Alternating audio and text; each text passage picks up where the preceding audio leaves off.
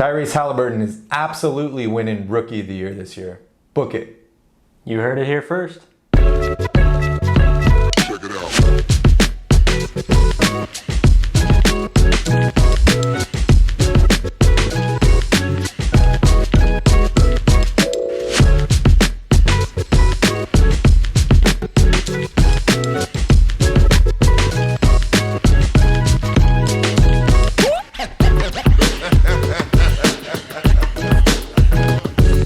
What's up, Kings fans? Welcome to another episode of the Royal Report with Calvin and Barry. I'm excited to say the Sacramento Kings are 2-0 this week. That's right, undefeated, baby. Yes, just as we predicted on this very show. On this week's episode, the Kings finally play some defense for a change. Tyrese Haliburton continues to make a strong case for Rookie of the Year, and Buddy is back to getting buckets. But we begin today with highlights from around the league. Unfortunately, we start the show off with a sad note. This week marked the 1-year anniversary of the passing of Kobe Bryant, his daughter Gianna, and the others who were on that helicopter crash. A very, very sad moment for the NBA. Can't believe that it's already been 1 year. Some of my biggest memories from Kobe Bryant, obviously a tremendous talent, somebody that I don't really feel like I truly appreciated the greatness of Kobe Bryant during his time on the court. Part of that is because I'm a Kings fan and it was hard to watch.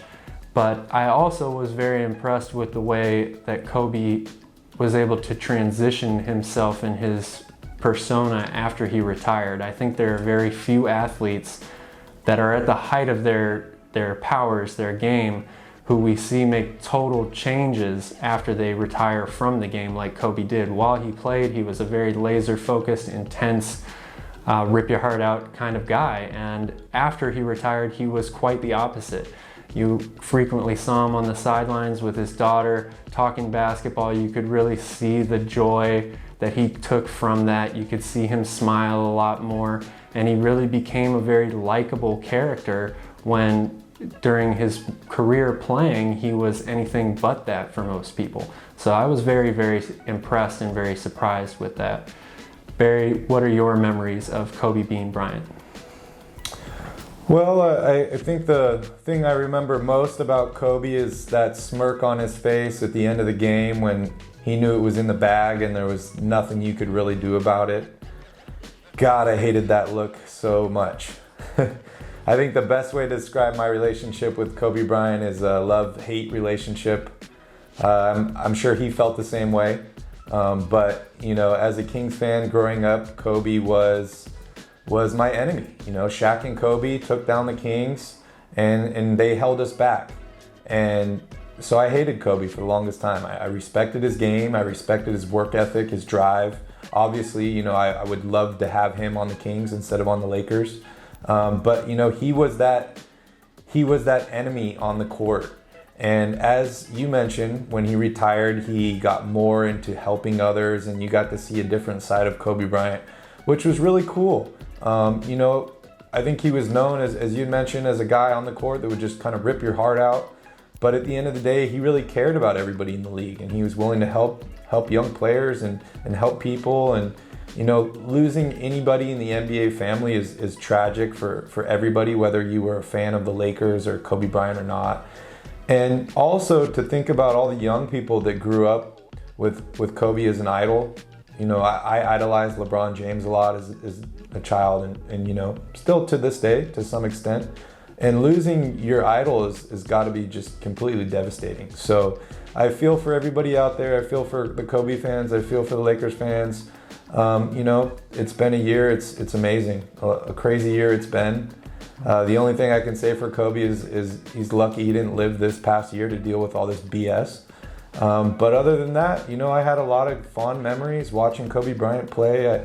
I've seen Kobe Bryant play in person probably 30 times. I enjoyed watching him battle against Karl Malone and John Stockton. I love some of those old matchups. And just had a great time. I'm happy I was able to witness it firsthand, so happy about that. And speaking of the Jazz are cruising right now. They are third in the league in defensive efficiency and second in the league in three-point shooting. A great combination and formula for winning success. So, it's no surprise the Jazz are close to the top of the Western Conference, and I think they're going to be a strong contender in this year's playoffs, which is a complete turnaround from March of last year with all the drama going on between Donovan Mitchell and Rudy Gobert, and whether they were going to be able to mesh together and get past their differences. So what a year a difference makes. Calvin, how are you feeling about the Jazz? They are red hot right now. Winners of 10 in a row. They won their last game even without Donovan Mitchell. They've shown that they can play, they can sustain, at least maybe for a few games, having some of their best players out there. Very balanced, like you mentioned. They're number 1 in the league in rebounding. They're 3rd in the league in point differential. They really have come a long way, like you said, from last year's bubble. It really looked like that team was going to just fall apart completely, and it was going to look very different this year than they had put together last year. But credit to Quinn Snyder. I think he has done a phenomenal job with them. He's really got them playing like a collective unit. And as I mentioned on last week's show, I really do think this team is a contender in the Western Conference. I think that they can play with the Clippers and the Lakers. So, speaking of the Lakers, they just recently lost their first road game of the season after going 10-0 to start the year. On the road at Philadelphia, very good game. Philadelphia was up big late, but the Lakers made a big run behind LeBron's 34 points to close the gap at the end. Tobias Harris had to hit a game-winning shot with just a few seconds left to win. Barry, is this game more about the Lakers losing or the Sixers winning? That's a tough one. Obviously, the Sixers have something to prove in the regular season. I don't think the Lakers really care as much about regular season games as the 76ers do. They're waiting for the playoffs. But I just want to throw it out there. That's 2 road games in a row they lost. So they lost Wednesday night and Thursday night. Back-to-backs are always hard. But that Thursday night loss against the Detroit Pistons is gotta sting. I can't see any way past that. Pistons are at the bottom of the standings, and LeBron played. It was a close game until the end, and the Lakers fell apart. So it'll be interesting to see what happens when we get closer to the playoffs, and we can see the Sixers and Lakers possibly meet in the finals. Yeah, absolutely. I think that is a very real potential finals matchup. I think people are sleeping on the Sixers still. I've been a big fan of them since the offseason, and I think that if Joel Embiid stays healthy, this team might just get out of the East. They might just. But speaking of the Eastern Conference, there could be a new player on the market very soon, a very high-profile player, Bradley Beal. Feels like every year we talk about the potential of Bradley Beal being traded from the Wizards. Beal, as obviously as many people know now, lost the last 10 games where he scored over 40 points. Just mind-blowing. And that includes a 60-point game as well. Beal is on record saying that he does not want to be traded yet. He wants to see how things play out. Barry, this team has been wrecked by coronavirus so far this year. They've barely had any practices or played any consistent games together with their core group of players. Do you think that Bradley Beal is going to be traded? Ultimately, I think yes, he will be traded. It's, that team has been, not only this year, that team has been decimated for years with injuries to star players. They lost John Wall. Otto Porter ended up getting traded after he didn't really work out too well. So that team hasn't really been healthy for 3 years or so. I think they're going to give it some time. They just brought in Russell Westbrook. They're going to give them some time to kind of gel together. But ultimately, I see Beal probably going to be moved, especially when Washington looks at what the Rockets got for James Harden. The past few years, there's been some superstars that have been traded for not adequate value. You look at Jimmy Butler, you look at some of these other guys that were just traded for pieces. Bradley Beal is leading the league in scoring this year. Obviously, one of the, if not the best, one of the top 3 shooting guards in the league. And there's going to be a lot of teams coming after him with a lot of assets. and I'm hoping the Sacramento Kings are one of those teams. I don't really advocate for the Kings to trade for many players, especially big name guys. James Harden, I wasn't on that train. But, what I've seen from Bradley Beal is consistency, leadership, and one of the biggest things is he doesn't complain. He keeps everything in-house. He does his job. He's happy to be a professional basketball player on whatever team he's on. And he does his job. He shows up to work.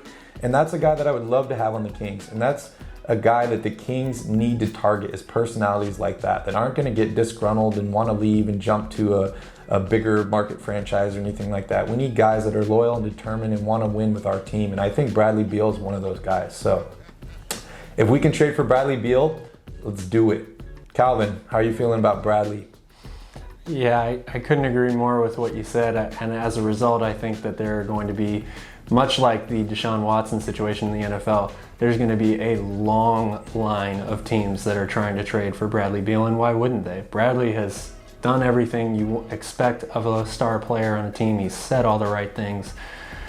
I really feel for him. I want things to work out for him in whatever way that might be, but I really personally feel like the best situation for him is to get out of Washington. This team was bad before this season. They've been bad for a long time now, and he has been nothing but good for them. So I would like to see him go to a team where he's got a chance to win. He's only 27 years old, which is still amazing to think that he's got a lot of years left in his prime. Feels like he's been in the league for like 10 years already. Yeah, it sure does. Enough with the headlines. When we come back, we're going to break down the past 2 games this week from the Sacramento Kings. Barnes gets free again. He came off that screen and no one was there. As we mentioned at the top of the show, the Sacramento Kings went 2-0 this week. They had 4 games scheduled. However, their schedule was slashed in half due to COVID protocols by the Memphis Grizzlies. They've been dealing with an outbreak for a little over a week with no end in sight. So back-to-back games Sunday and Monday were both postponed. Friday night, the Kings took on the New York Knicks at home. They defeated the Knicks 104-93 in a slow-paced, grinded-out game. The Knicks had 2 high scorers of the game, Julius Randle, a 26-point double-double, and sophomore rookie RJ Barrett with 21 points. All 5 Kings starters were in double digits, and they made a huge difference in the in the turnaround differential and fast break points. The Knicks had 12 turnovers as opposed to 6 for the Sacramento Kings, and the Kings had 15 fast break points as opposed to 0 for the New York Knicks. All very important moves, and the Knicks didn't really shoot well either. The Kings didn't shoot great, but much better than New York. That brings us into our game on Wednesday night. Hassan Whiteside is returning from a 5-game absence. Calvin, tell us a little bit about that game. Yeah, another big win for the Sacramento Kings on the road. Their second road win of the season. They defeated the Orlando Magic 121-107. A couple of things I thought that the Kings did very well in this game. They made a great halftime adjustment. Orlando is the number 1 team in the league in offensive rebounds. The Kings gave up 11 offensive rebounds in the first half, and that was to me the real reason why the game wasn't a blowout at halftime, because the Kings shot the lights out from the field. They were 42% from 3. Buddy Hield, 29 points, 7 of 12 overall from 3. They really could have put this game away early, but second chance points allowed Orlando to stay in it. However, in the second half, the Kings only gave up 6 offensive rebounds. One sort of Achilles heel for Sacramento, which again allowed Orlando to get back into the game late. Free throws. They only shot 65% as a team from the free throw line. That's just not going to cut it against better teams on the road. They have to improve in that area.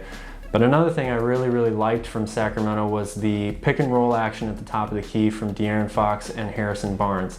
I think they can use this a lot going forward, especially when Harrison plays the 4 and they go on a smaller lineup with Hassan Whiteside off the bench playing the 5. I think they can really take advantage of putting Harrison Barnes in some positions where he can go against bigger defenders, where he can either hit the 3 because they're giving him space, or he can take it off the dribble and get to the basket, much like we saw in that game against Orlando. I really thought that was well done by Sacramento. But 2 wins, 2-0. We're hoping they're going to continue the streak next week.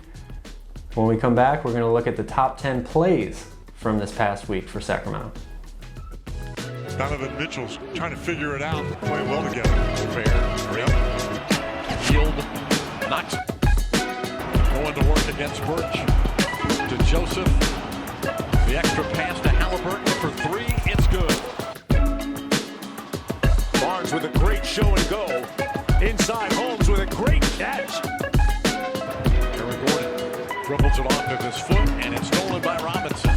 Jesus having a tough night. Hield for three. Good again. That's what it's going to take. Big night by T. Ross to close this gap. I think Thibodeau is showing it right now as we see a lob. Bagley up top. If he's going to be that far out, otherwise, Bagley sends it with his chest. You got to take fitness. Oh boy, that's a fit play right there. There's Fox between the legs, launching. And Haliburton, great anticipation, gonna punch it home. Calvin and I had a hard time deciding on number one. I had to take Tyrese. He liked the Fox dunk. Let us know down below in the comments which top play you thought was the best. And let's move on to Buddy Love. Haliburton has been a really good rookie point guard, two guard. Buddy Hield knocks down another shot. That's right, Buddy Buckets is back in full effect for the Sacramento Kings. Buddy had arguably his best game of the season the other night out against Orlando, in which he scored 29 points and shot 7 of 12 from 3. Remarkably, that game came almost 1 year to the day of Buddy Hield's career-high 42-point performance against the Minnesota Timberwolves on the road, in which the Kings completed an amazing comeback, being down 17 points with just a little over 2 minutes left in the game and going on to win in overtime. Buddy was amazing in that game, and he is certainly shooting lights out recently for Sacramento. He is now up to 50% from 3 over the Kings' last 4 games, and we can safely say that the shooting slump is over. Defense is still the number one issue for this Sacramento Kings team as a whole, but when Buddy is hitting consistently from the outside, the Kings are a much more difficult team to defeat. Yeah, you know, I totally agree. Buddy is back. Buddy Buckets is making buckets once again, and I'm happy to see it. I know a lot of Kings fans have fond memories of Buddy hitting game winners and running off the court with the entire team chasing him. I'm happy to say that I think we're going to see a few more of those moments this year. So really happy to see Buddy back. As you mentioned, 7 threes on Wednesday night. That's the reason Buddy's on the court is to shoot, is to make threes. And when he is not making those shots, he's a big liability for the Kings. So once he's contributing, he's making shots, he's spreading the floor, he's making good plays, the Kings win games. And I think we saw that in the past 2 games, 2-0. So very, very happy about that. One thing that I did want to mention, I know you had talked about defense and all that stuff, but I want to talk about playmaking. I know the responsibility has been greatly reduced this year for Buddy Hield as far as making plays for his teammates, with the addition of Tyrese Haliburton, Corey Joseph stepping up, and also Harrison Barnes has really added that to his game this year. I think he had 7 assists on Wednesday night, so he's really made it his mission to kind of help that out a little bit. So as you mentioned, Buddy Hield playing well, 3 assists a game now. He's reduced his turnovers from 2.3 down to 1.8 a game. Just shows he's putting in the work, and he's working hard for this team. And I think the wins will come. When we come back, we're going to jump into Tyrese Haliburton, your Rookie of the Year. But in the meantime, take a look at a couple clips from Buddy Hield's career-high 42 points last year. Concepts and what that means for the league.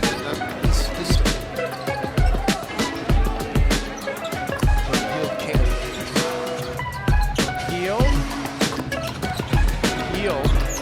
Oh yeah, he's feet. Timberwolves 22 made threes tonight is tied for the 5th most. And it came by pulls up with Napier in his grill. Are you kidding me? Man, what a great game that was, and a real great way for Buddy Love to pay tribute to his favorite player, the late Kobe Bryant. But now let's talk about Barry's new favorite player, Tyrese Haliburton. Rookie of the year, baby. Cole got a hand on it. Oh,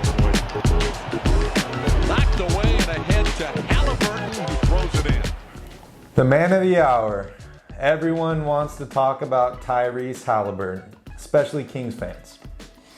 I know myself am only pondering one question. When will the NBA store have Tyrese Haliburton jerseys back in stock? City edition, size large. I've been waiting.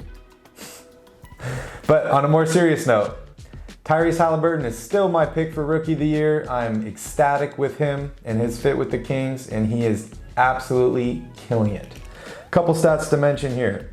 He is tied for 14th in the league in three-point percentage. He's shooting 45.7% from three-point range. That is outrageous. Most of the guys ahead of him on that list have only shot the ball 3 or 4 times this year. And he's averaging like 3 or 4 threes a game. So ecstatic about that. He's third in the league in points in rookies at 11.1. He's second in the league in assists for rookies at 5 per game. And he's fifth in the league in minutes played, second in minutes per game for a rookie. So he's all across the top of the rookie stat boards. I expect him to get better as the season goes on and he gets more minutes and more responsibility for this team. I'm just so happy to have him on the Kings, and I am excited about the future. 2 more things to mention. #basketball.com has Tyrese Haliburton ranked as their #1 rookie of all rookies. They have a metric. They take all stats, add them together, multiply them, divide them by whatever their mathematician says. But there's only 2 players on that list that have a positive ranking. #1 is Tyrese Haliburton, and #2 is LaMelo Ball. So really excited about that. And the last thing I wanted to bring in here was a quote from Tyrese Haliburton himself. This right here means the world to me. I love it here. I'm glad I slid to #12. I think that is what every Kings fan needs to hear right there, is there's a player that got drafted by the Kings. He loves it and he wants to be here. He wants to win with the team. Doesn't care about any other team in the league. And I'm ecstatic about that. Calvin, how are you feeling about Tyrese? Well, I feel great about Tyrese, just like every Kings fan does and should. I mean, you just broke it down. The numbers are all there. There is no question at this point that he belongs in this league and that he's going to be a very, very good player for a long, long time to come. However, what I'm thinking about most with Tyrese right now is I'm going to kind of take a devil's advocate road here and play this from the GM's perspective. I'm wondering, what's this team going to look like in the future? Because to me, and I said this when Tyrese was drafted, he is better. He can play off the ball, don't get me wrong, but he is better with the ball in his hands. And I feel like with the direction that this team, direction this team is going to take going forward is going to really speak volumes for how Tyrese is going to fit in, because you've committed full to De'Aaron Fox by giving him the Supermax contract. I can't think of another team in the league that starts 2 point guards in their backcourt. So I'm starting to wonder to myself, are the Kings going to ultimately limit Tyrese's true potential if they play him at shooting guard in a full-time role, in a starting role? What do you do with Buddy Hield down the road when De'Aaron Fox's max contract is up? He'll be in his prime, so you have to expect the Kings are going to want to re-sign him again then. So Tyrese is a fantastic player and it's a great problem to have, but that is starting to be, it's not so much is he going to be an all-star, is he going to win Rookie of the Year? He definitely, I won't make any guarantees, but he definitely has the potential to do both of those things. I'm starting to think long-term now. Where are the Kings going to be in 4 or 5 years when it's time to give De'Aaron another contract, when it's time to give Tyrese his second contract? How much money is he going to command on the open market? I'll give you a quick answer to that. 4 years from now, the Sacramento Kings are going to be in the playoffs. They're going to be winning games, and we're going to be all happy about it. So there's a famous quote, "Mo money, mo problems." And in this situation, more talent, more good players on the Kings, more problems. And I'm here to welcome them all. So happy Tyrese is on the team. We'll figure it out in 4 years. We'll be right back. We're going to talk about the Sacramento Kings defense. Peyton pushing tempo. Takes it all the way in. Blocked by Holmes. The Kings finally won some games, and they finally made some stops. Now, albeit it's 2 games, I don't want to get too ahead of myself here, and the level of competition they were playing you have to take into effect as well. The Knicks and the Magic are 2 of the slower paced teams in the league. They're 2 of the lower scoring offensive teams in the league. So the Kings were in a good position here to make some strides defensively, and they needed to do that, and they did. They made the Knicks jump shooters. They're not good at that. They shot 22% from 3 in that game, and they limited Orlando on the offensive glass in the second half. So the fact that they're able to make those adjustments, that's step 1. You have to get back to the drawing board like we talked about last week and make the effort and make the changes out there. Going forward, the Kings have a pretty tough schedule coming up this week, so we're going to learn a lot more about how much better they are getting on the defensive end, because they play some pretty good teams coming up this week. Yeah, as you mentioned, it was only 2 games, so you can only take from it what you can. However, the Kings started off the season with a brutal schedule, playing against tons of teams that can shoot the lights out, and it really showed. The Kings set a record allowing over 120 points a game, I think for like 8 games. It's ridiculous. But these past 2 games, they held them to 93 and 107. This must sound great. It's less than 120. It's good. We got the win. However, those teams are ranked 30th and 28th respectively in scoring or points per game. So, it makes sense. Just happy to see some W's on the board. Happy to see the Kings climbing a little bit closer to 500. And as you mentioned, this week is going to be another challenge.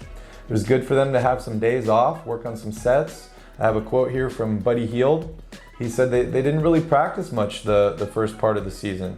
And he said, since this weekend with the 2 games postponed, he said practice has been great. The days off have helped the Kings fix the defense and work on some of the holes and help guard the 3-point line. So all good, positive things. Happy to see the wins, and we'll keep moving. I can't describe how I'm feeling. I just sit back, I'm like, wow. Ain't had no shine, now we living. I smile like, look at me now.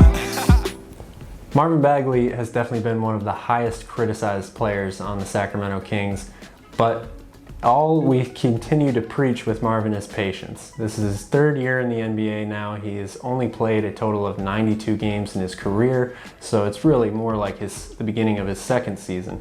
And for me, his numbers have been inconsistent so far this year, but I would say you got to be more focused on his body language and the types of things that he's saying in between games, and he's passing those checklists for me. He seems to be handling the situation of not playing in the 4th quarter well. He continues to say, I just got to be ready when my number's called.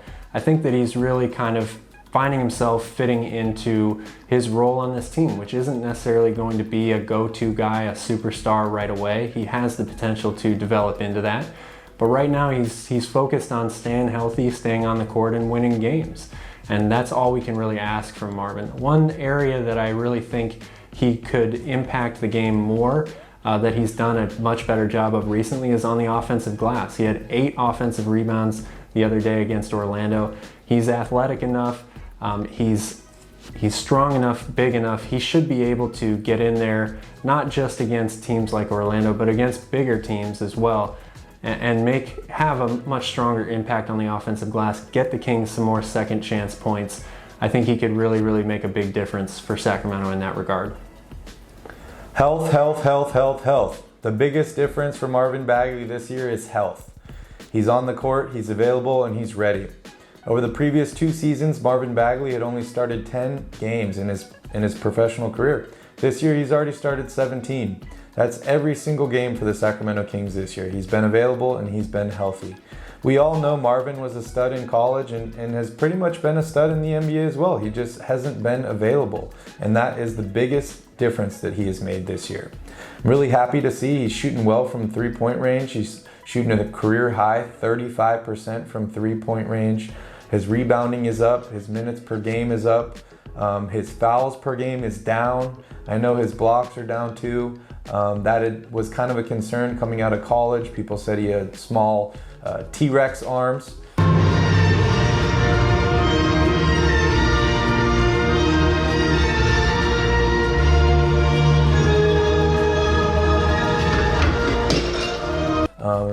Wasn't available to block, but you know, we've seen him make some blocks. We've seen him be there. I think as he gets more comfortable in the flow and the rotation and movement on the court, those will come with time. But happy to see improvements in all those categories. The only thing that really has concerned me is his free throw percentage. He was shooting 80% last year, and he's down in the low 50s this year. So I would like to continue to see him make some improvements. But you know, free throw percentage is my main goal for him. I know he scored 26 points last week against the Pelicans. Great game for him. However, he was the only starter to post a negative plus-minus score at -9. So he's got to continue to work. He's got to continue to stay healthy and be ready. The mental aspect is huge in this game. And, you know, when I think about it, a number 2 overall pick from Duke, high expectations, he's had some injuries.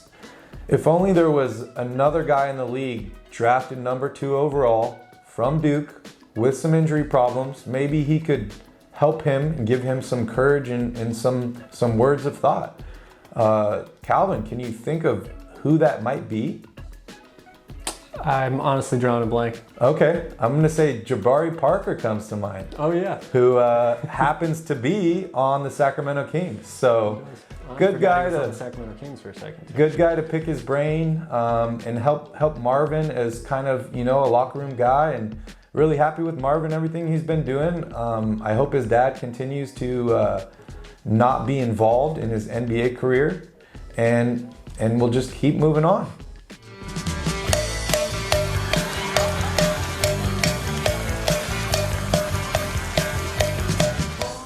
You know what time it is. More questions from the kingdom. Thank you, as always, for submitting questions to the show. We love to hear from you in the future. If you have a question you would like to hear answered on the Royal Report, go ahead and leave it in the comments section under this video. Let's get the first one from the announcer. Have the Sacramento Kings turned it around? Whoa, start out with the tough ones right from the start, huh? Well, I think it's a little early to say, considering it's only been 2 games. However, I like what I've seen from the Kings so far. So I'm going to say yes, the Kings have turned it around. I don't know what that means, but they're playing better basketball. Well, the answer to the question is no, they haven't turned it around. It is 2 games. They beat the Knicks and the Magic. They have to beat those teams if they want to be a playoff team. But this week, they play the Raptors, the Heat, the Pelicans, and the Celtics. They win all 4 of those games, then I'm saying they've turned it around. They've definitely turned it around, Calvin. If you're driving down the highway and you miss your exit and you're like 3 miles away and you turn your car around, you might not be at the exit that you needed to be at, but you turned around, right? Yeah, that somehow makes sense in some strange way. Next question. Do you see Richaun Holmes re-signing with the Kings? I think Richaun wants to re-sign with the Kings.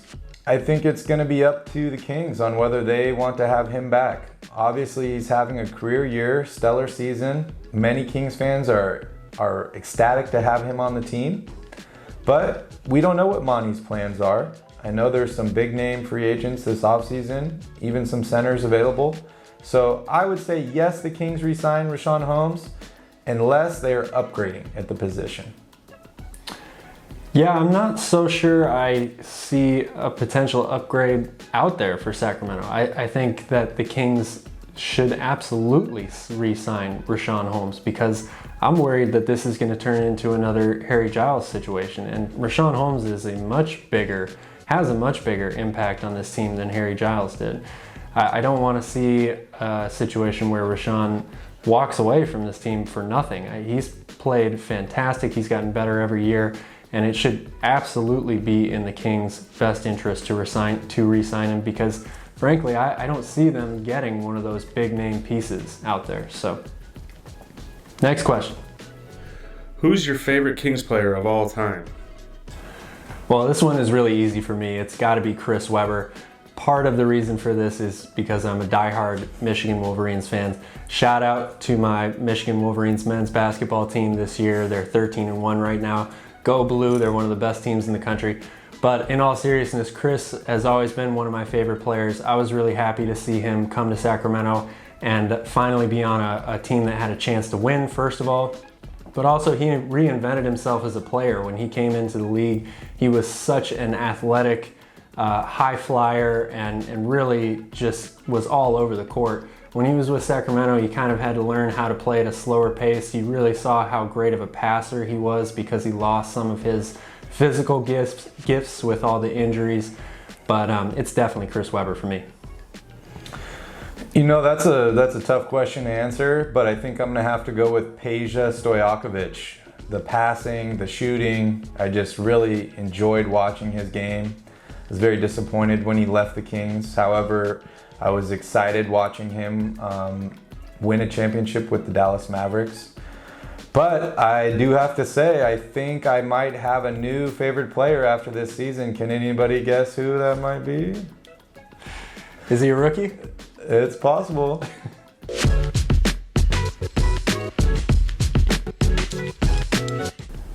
Kings have a tough 4-game slate ahead of them this week. It all starts tonight when they get the rematch with the Toronto Raptors, who did hang 144 points on the Kings back in Golden One Center. Hopefully, Sacramento can have a better defensive outing against the Raptors in their new home of Tampa, Florida. After that, they get the Miami Heat, New Orleans Pelicans, and the Boston Celtics. It's a very, very tough week of games ahead for Sacramento. Thank you all for watching. Don't forget to hit that like and subscribe button down below. And we'll see you all next week. Go Kings! Go Kings! Luke Walton, put your mask on.